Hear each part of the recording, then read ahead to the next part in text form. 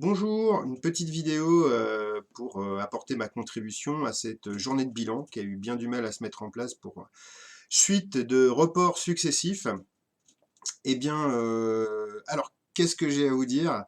Deux choses. La première, je voudrais revenir sur le document qui a été écrit, voilà, le bilan de la fabrique des possibles, et éventuellement essayer de vous donner envie de vous y plonger, en vous rappelant que, au-delà d'une restitution de ce que j'ai compris de chaque expérience sur chaque territoire, dans une vision qui reste à la fois documentée, hein, mais partielle, hein, où il y a mes filtres, mon propre regard. Hein, c'est pas un document neutre, c'est un document qui assume un parti pris, hein, mais qui rend compte quand même d'un certain nombre de situations vécues sur les trois territoires différents.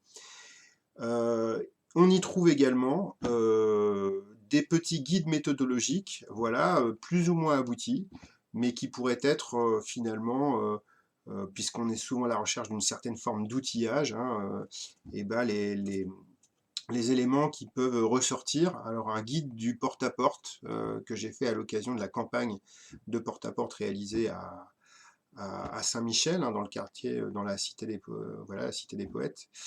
Une réflexion plus axée sur l'intervention dans l'espace public à proprement parler, hein, suite au travail plus intensif réalisé à Cognac.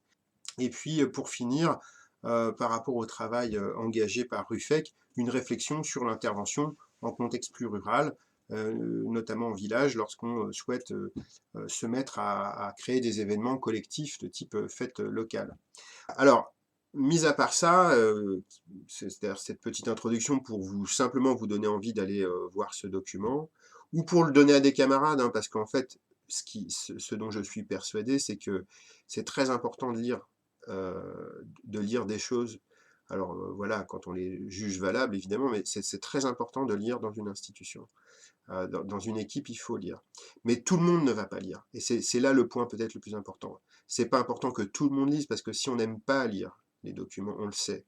Et on y va on y va en reculant, et je vais pas dire que ça sert à rien, parfois il faut se faire violence.